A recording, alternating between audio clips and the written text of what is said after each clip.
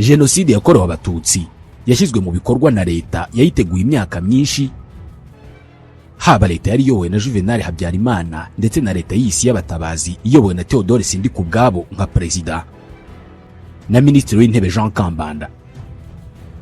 Jenoside yakorewe abatutsi yashyizwe mu bikorwa maze yica abatutsi benshi ku buryo umunsi ku munsi kuva ku itariki 7 z'ukwezi kwa 4 mu 1994 mu minsi 100 yakurikiyeho iyi jenoside yakoranywe umuvuduko uri hejuru cyane, hicwa abatutsi barenga miliyoni.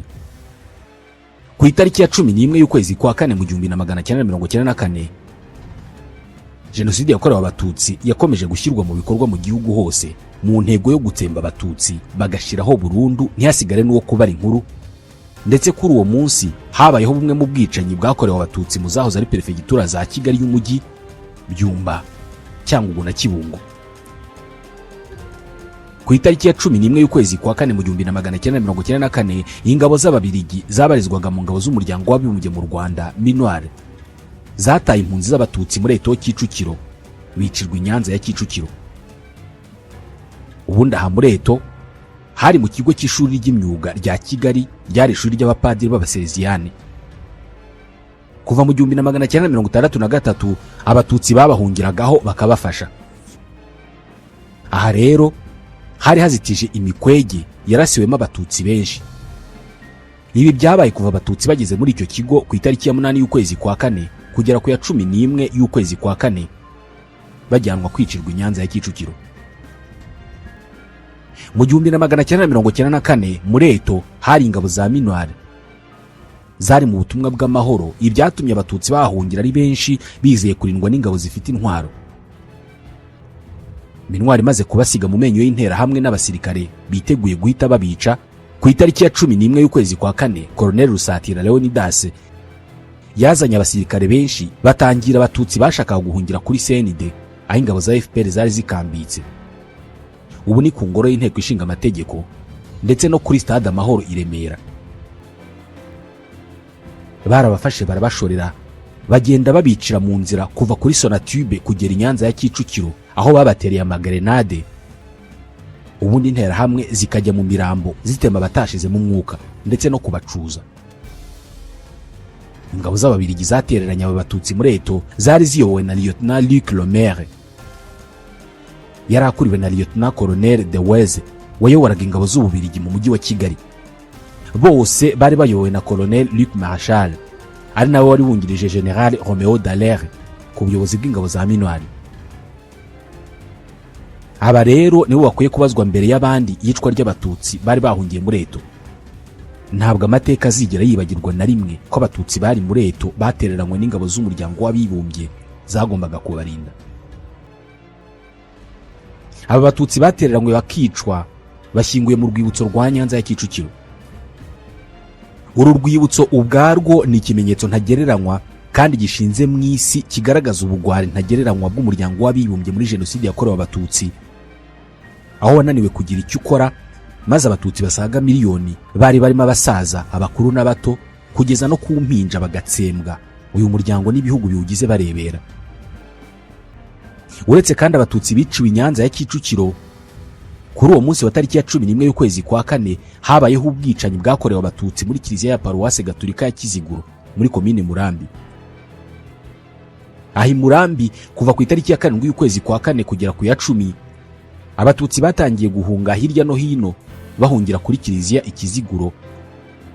Bahagera babeshywa ko bagiye kuharindirwa, ariko barabareka bariyegeranya baragwira, maze ku itariki ya 11 Mata barabica guhera saa 4 za mu gitondo kugera saa 10 z'umugoroba.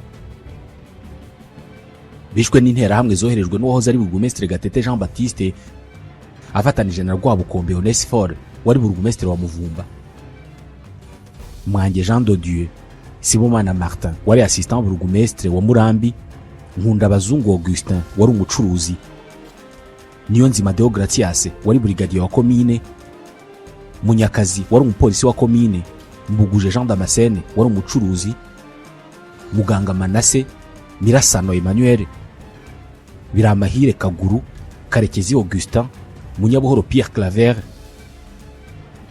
Gakombe Balthazar, Gakwere Aloise, Mutsinzi Emmanuel, Karengera Paulin wari inspecteur w'amashuri abanza, Musoni François, Manihura Habibu, Kabarira Sylvain ndetse n'abandi.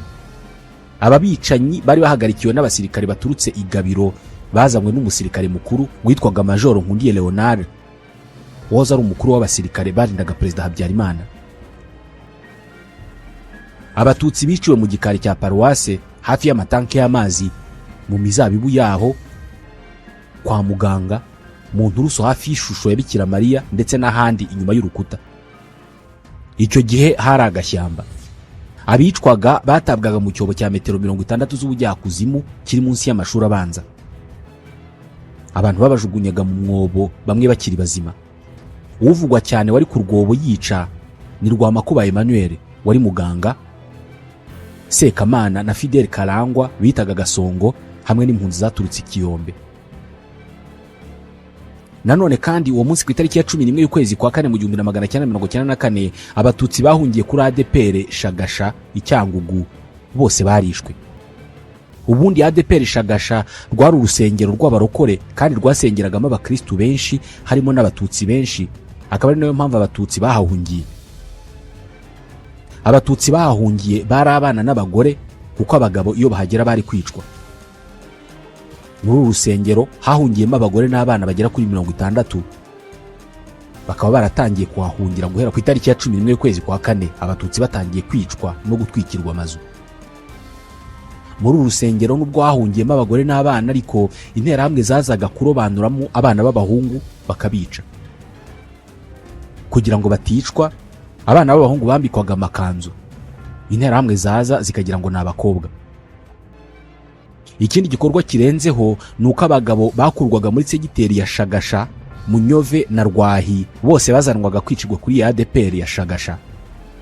Aha rero niho hiciwe abatutsi benshi bakurwaga muri iyi mirenge twavugaga mu kanya.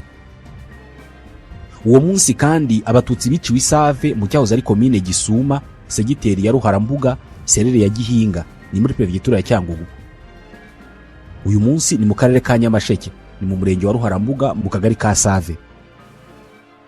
Muri jenoside ku itariki ya 11 y'ukwezi kwa kane mu 1994 hahurijwe abatutsi basaga 50 bahurizwa mu nzu yitwaga Mukandagara Odette, babiciramo bose barabarangiza.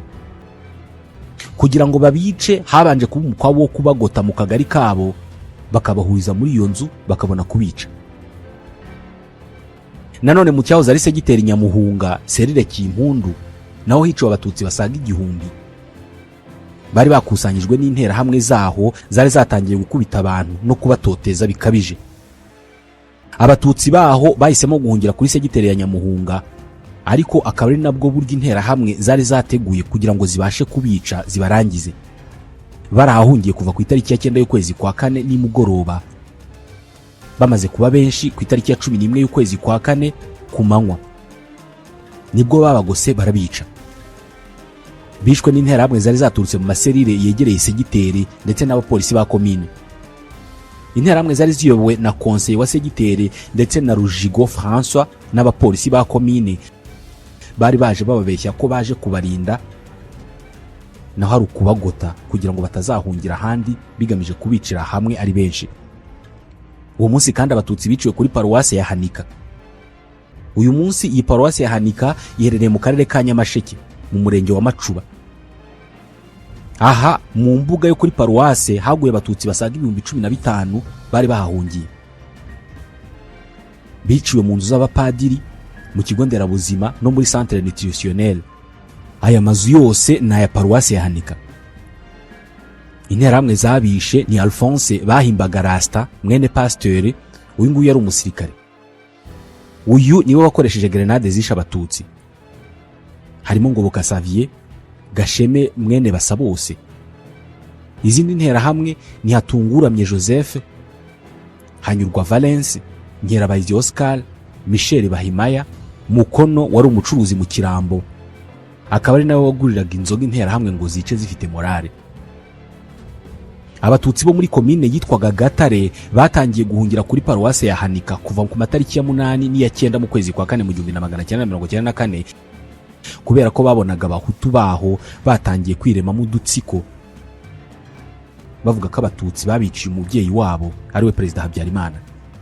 Ku itariki ya 9 y'ukwezi kwa kane nibwo yishwe umusore wishwe atewe inkota n'umuturanyi we, ashyingurwa ku itariki ya 10 y'ukwezi kwa kane mu Muramba y'Igitwa. Abatutsi bagiye kumushyingura, abahutu barimo babakina ku mubyimba ngo muzashyingura mu ruhi. Ku itariki ya 11 y'ukwezi kwa kane nibwo burugumesitiri w'icyahoze ari komine Gatare witwaga Rugwizangoga Fabien yahageze, hari nko mu masaa 6 z'amanywa. Yaravuye mu nama ya prefe wa Cyangugu Emmanuel Bagambiki. Nyuma yaho nka saa 9 hahise haza igitero gikomeye kiza kubica, burugumesitiri ahavuye. Iki gitero kandi cyarimo umugore witwaga Marigarita wari konseye kuva mbere y'umwaka wa 1990 urugamba rwo kubohora igihugu rutangizwa. Uyu mugore yagize uruhare rutaziguye mu gufungisha abatutsi benshi babita ibyitso by'inkotanyi. Uyu munsi kandi abatutsi barimburiwe imidiho muri Kibungo mu murenge wa Mukarange, aho bita Midiho, ni mu kagari ka Nyagatovu. Hari ku itariki ya 11 y'ukwezi kwa kane hicirwa abatutsi basaga 200 bari bahungiye muri Eyari Nyagatovu. Bicwa bose bigizwemo uruhare n'umucuruzi wari ukomeye muri centre ya Kayonza witwaga Kanyengo Gatomasi. Kugeza ubu imibiri y'abahiciwe ntabwo yigeze iboneka ngo ishyingurwe mu cyubahiro. Uwo munsi ku itariki ya 11 y'ukwezi kwa kane kandi ni umunsi wakurikiwe n'undi munsi nawo wakoreho jenoside ku rwego rwo hejuru, urimburirwaho abatutsi benshi kubera ko uwo munsi jenoside yakomeje gukorwa mu gihugu hose, kandi mu mugambo umwe karundura ari wo gutsemba abatutsi bagashiraho burundu, ntihasigare n'uwo kubara inkuru. Bukeye bwaho ku itariki ya 12 y'ukwezi kwa kane mu 1994 habayeho ubwicanyi bwakorewe abatutsi mu zahoze ari perefegitura za Kigali y'umujyi, Kibungo, Cyangugu, Kibuye, Kigali Ngari, Byumba na Gitarama. Kuri uwo munsi Frodoir Karamira na MDR Power bahamagariye intagondwa z'abahutu kwica abatutsi kubera ko ku itariki ya 12 y'ukwezi kwa kane mu 1994 Karamira Frodoir wa MDR Power yavugiye kuri Radio Rwanda ko intambara ireba buri wese. Ibi akaba yarabisubiyemo inshuro nyinshi mu byumweru byakurikiyeho. Yasabye abahutu kudasubiranamo ubwabo, ahubwo ko bagomba gufatanya n'ingabo mu kurangiza akazi. Aya yari amabwiriza yarebaga cyane cyane abayoboke ba MDR Power, abasaba kwibagirwa amacakubiri yari hagati yabo na MDR na CDR, ahubwo bagafatanya nabo mu guhiga abatutsi. Uwo munsi Radio Rwanda yasohoye itangazo riturutse muri Minisiteri y'Ingabo ryavuga ko nta macakubiri yari mu ngabo no mu bahutu muri rusange. Rikomeza rivuga ko abasirikare, abajandarume ndetse n'abanyarwanda bose bafashe icyemezo cyo kurwanya umwanzi wabo, kandi ngo bose baramuzi. Ngo umwanzi aracyari wa wundi umwe washatse kugarura ingoma ya cyami watsinzwe. Iyo ministeri yasabye abasirikare, abajandarume n'abaturage gukorera hamwe, gukora amarondo no kurwanya umwanzi.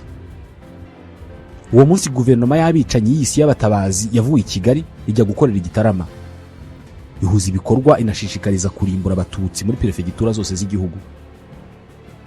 Kuri uwo munsi ku itariki ya 12 y'ukwezi kwa kane ingabo za Minuare zamenyesheje General Romeo Dallaire ko abatutsi bari barimo kwicwa muri Gisenyi na Kibungo.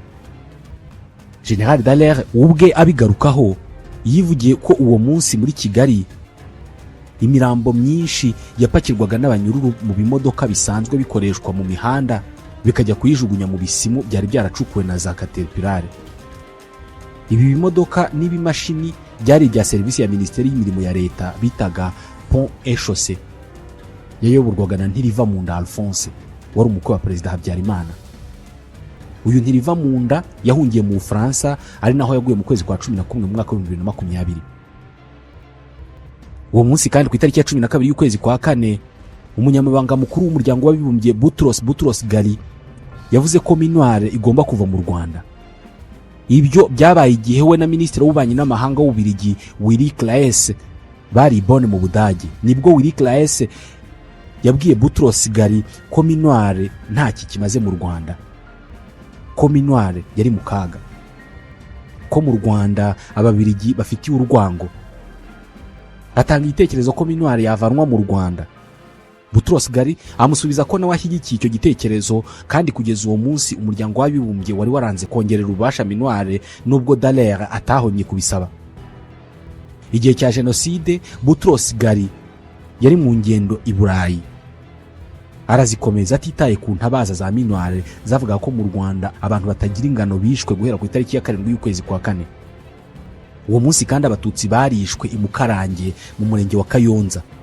Aha Inyawera mu murenge wa Mukarange mu karere ka Kayonza ku matariki ya 11 n'iya 12 habaye igikorwa cy'ubwicanyi burimo ubugome bukomeye. Interahamwe zishe umubyeyi witwaga Murebwayire wari utwite, zimubagisha umuhoro, zimukuramo uruhinja, zihita zinamutwika n'uruhinja rwe. Kuri paruwasi gatolika ya Mukarange ku itariki ya 7 n'iya 9 z'ukwezi kwa 4 abatutsi bahahungiye ari benshi. Ku ya 10 na 11 aba batangiye kwicwa, birwanaho bakoresha amabuye n'amatafari, ariko interahamwe zunganirwa n'abajandarume n'abasirikare.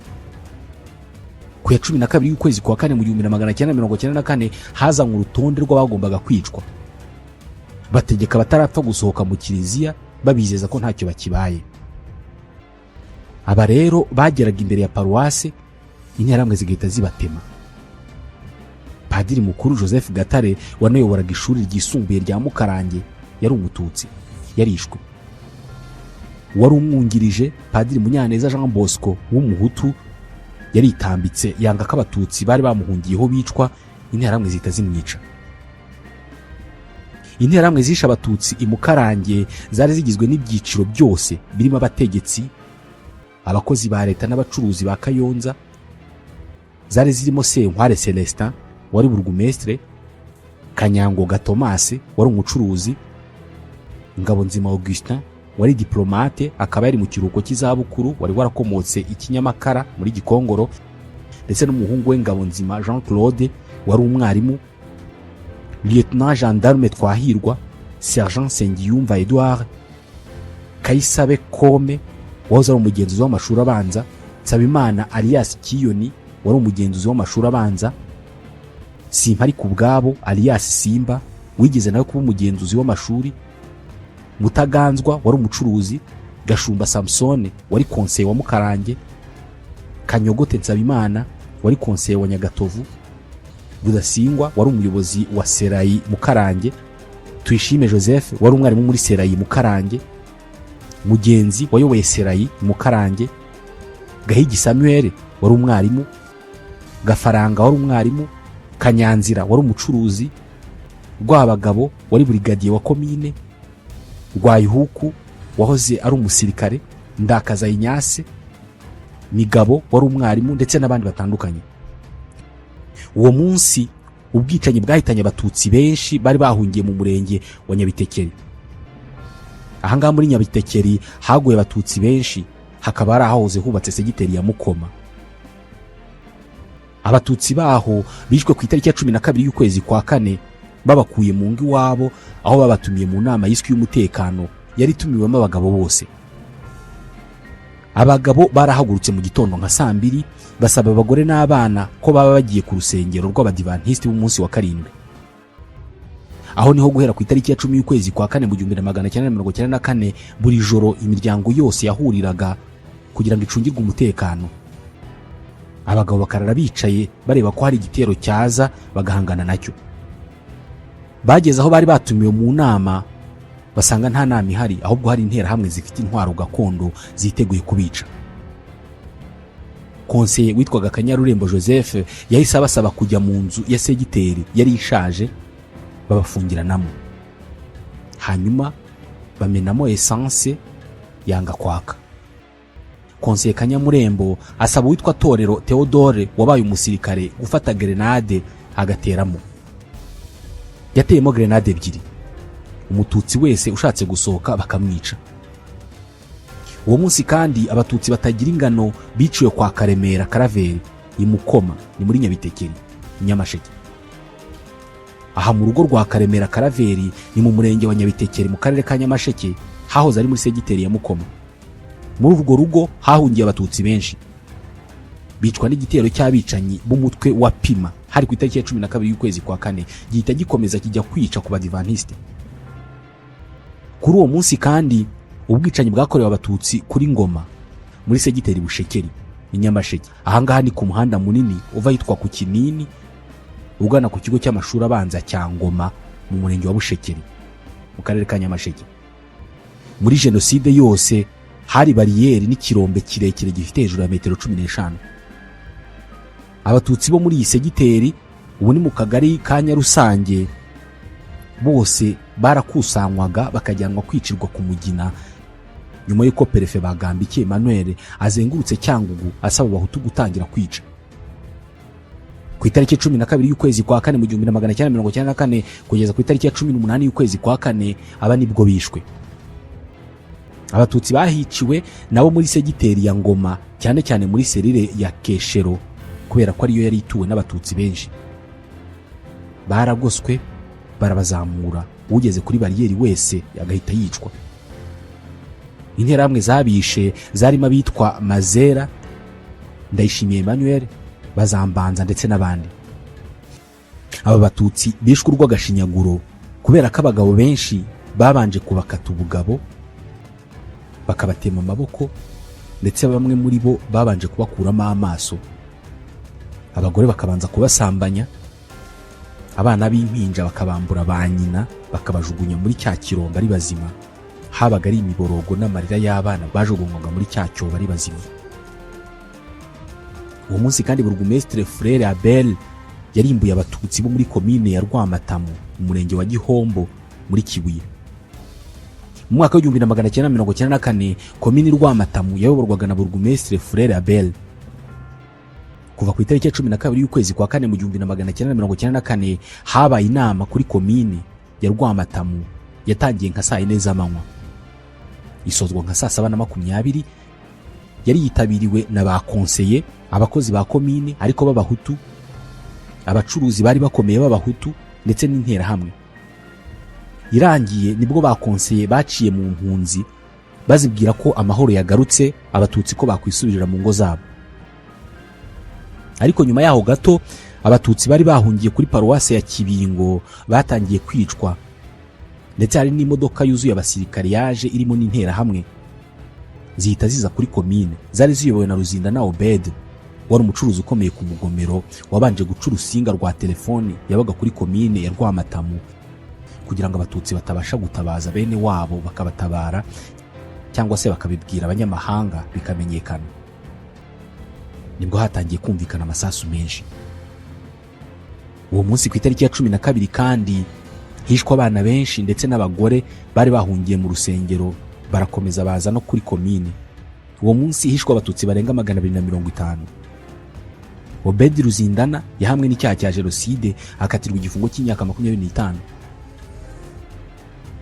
Kuva ku itariki ya 7 y'ukwezi kwa kane mu 1994 kugera ku ya 12 y'ukwezi kwa kane mu 1994 ibitero byicaga abatutsi hirya no hino muri komine ya Rwamatamu byabaga biyobowe na Kayishema André wari mwarimu, Ntaganzwa Charles, Ruhumuriza Celestin wahoze ari umusirikari, Ruzindana Obed, Gikeri wahoze ari umusirikari, Murego wari interahamwe ikomeye na Murwanashyaka.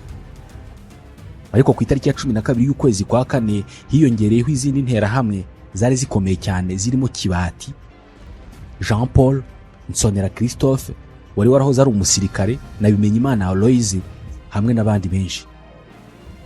Ubwicanyi bwarakomeje. Igitero simusiga kiba ku itariki ya 17 Mata mu 1994. Uwo munsi kandi abatutsi biciwe mu Biharabuge mu mudugudu wa Kigarama mu kagari ka Sheri ari mu murenge wa Rugarika mu karere ka Kamonyi. Ahiciwe abatutsi bari bahatuye n'abari bahahungiye guhera ku itariki ya 7 y'ukwezi kwa kane baturutse Kigese bahungiye mu miryango no mu nshuti zabo Isheri. Aha rero habaye inama kuri komine Runda ikoreshwa na Burugumestre Ndayambaje Sixbert. Yari yayitumiyemo ba responsable bose ba serire ndetse na ba konseye abategeka kumenyesha abatutsi ko ari bo bahigwa no kubwira abahutu ko batagomba kongera gufasha abatutsi. Abatutsi bakusanyirijwe kuri centre ya Biharabuge. Interahamwe zigenda zicamo abo zishaka. Interahamwe zarabashoreye zibakikije ngo hatagira uwiruka. uwo bashatse gutema bakamutema. Hari abo bafashe ku ngufu ndetse n'irindi yicarubozo. Izo nterahamwe zunganiwe n'izivuye mu Gatsata zari zifite bariyeri mu Rwabashyashya zayoborwaga na Sharangabo w'irugarika, wari ufite imodoka yatwaraga interahamwe aho zajyaga kwica. Barabatwaye babageza mu Biharabuge, babicaza mu ishyamba bitaga Kigumba, barabaryamisha, batangira kubakubita impiri, imihoro, amasuka n'ibindi. Barabatutse babarirwa mu gihumbi. Ubwicanyi bwatangiye hagana saa 7 kugera nka saa 1 z'ijoro. Nyuma yo kwica bacuje imirambo, mu gitondo haza imodoka ipakira imirambo ndetse n'abatari bapfuye neza, babajyana kubajugunya mu cyuzi bashoragamo inka cyitwa Cyabariza. Ubwicanyi bwabereye muri komine Runda bwagizwemo uruhare cyane na Burugumestre Ndayambaje Sixbert, assistant Burugumestre Habyarimana Vivien, umwarimu w'Imana Pelagie, Joseph Setiba ndetse n'izindi nterahamwe. Uwo munsi kandi ku itariki ya 12 y'ukwezi kwa kane habayeho igikorwa cyo kuroha abatutsi ba Runda muri Nyabarongo. Utugari dukora kuri Nyabarongo mu karere ka Kamonyi twari dufite site nyinshi cyane zanyurwagamo n'interahamwe n'abaturage bajya kujugunya abatutsi muri Nyabarongo. Hari site izwi cyane yahitwa mu Ruramba. Gusa kuroha abatutsi muri Nyabarongo byakozwe cyane kuva ku itariki ya 12 y'ukwezi kwa kane mu 1994 kugera mu mpera za Kamena muri uwo mwaka. Ku itariki ya 12 abatutsi bari bahungiye ku kigo nderabuzima cya Kigese barabashoreye babajyana kubaroha muri Nyabarongo. Uwo munsi niho abatutsi bashorewe ari benshi, ariko na nyuma yaho byarakomeje. Uko bavumbuye abatutsi bakabashorera bakabajyana kuri Nyabarongo, ndetse bakabakoresha urugendo rurerure rugera nko ku masaha 3 bagenda bakubitwa kandi bashorewe n'imbaga y'abantu, bagenda bavugirizwa induru. Bamwe muri bo barababohaga bakabaroha muri Nyabarongo ari bazima, bakabatereramo amabuye, abandi bakabatema bagatabwa muri Nyabarongo. Nanone ku itariki ya 12 y'ukwezi kwa kane habayeho iyicwa ry'abatutsi bo mu Kabuga mu murenge wa Bumbogo muri Gasabo. Muri ako gace kuva ku itariki ya 10 na 11 Mata abatutsi batuye mu bice bitandukanye bo mu murenge wa Bumbogo ahitwa mu Kabuga ka Nyabikenke, aho ibiro bya Segiteri Karama hicwa abatutsi benshi bagera ku 4,500. Abahiciwe n'abari baturutse ahantu hatandukanye nka Bumbogo, Kanombe, Musave, Kimironko na Ndera. Bari bahahungiye kubera ko bari babwiye ko abaho bahawe ubuhungiro kuri Segiteri Karama.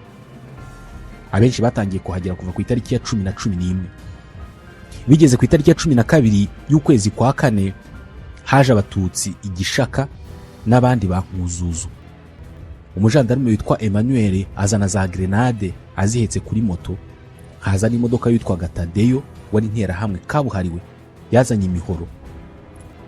Bari bayizanye kwicisha bari bahungiye muri Kiliziya igishaka, ayizanamo interahamwe ndetse n'impunzi zari zaravuye ikivuye muri Byumba, hamwe n'abitwaga Abakonya bari baravuye mu Ruhengeri batuye Rubungo, ndetse n'izivuka Bumbogo zarimo abitwa Mutaganira, Muyoboke Augustin, Karangwa Theophile ndetse na Rwabutogo.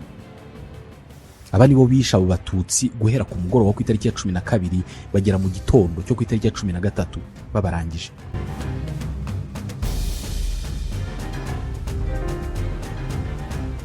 Nanone uwo munsi habayeho iyicwa ry'abatutsi i Musenyi mu Bugesera na Muhura muri Gatsibo.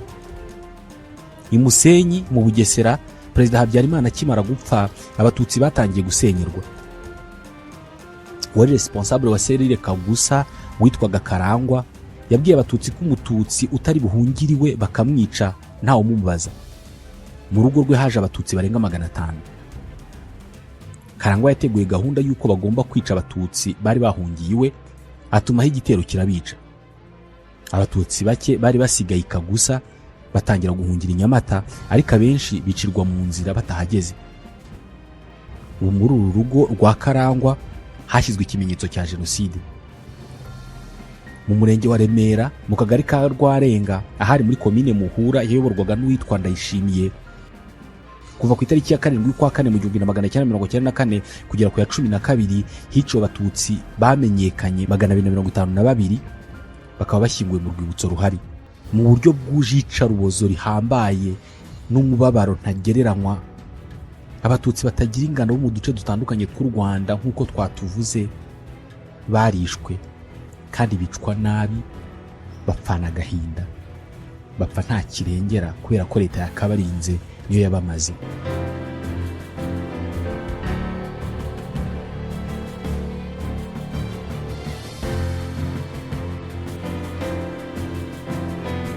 Abaturanyi babanye bakamiye nibo babishe, bapfanye intimba, bapfanye agahinda. Uko bari kose mu mazina yose turabibuka, amateka ntazigera bibagirwa, bazahora mu mitima yacu. Byinshi muri iki kiganiro twabikuye mu gitabo cyitwa Rwanda 1991 1994, itegurwa n'ishyirwa mu bikorwa ry'umugambi wa jenoside yakorewe abatutsi mu Rwanda, cyanditswe n'icyahoze ari komisiyo y'igihugu yo kurwanya jenoside CNLG, gisohoka mu kwezi kwa gatatu 2021. Iki kiganiro cyanditswe na Bizimana Christian.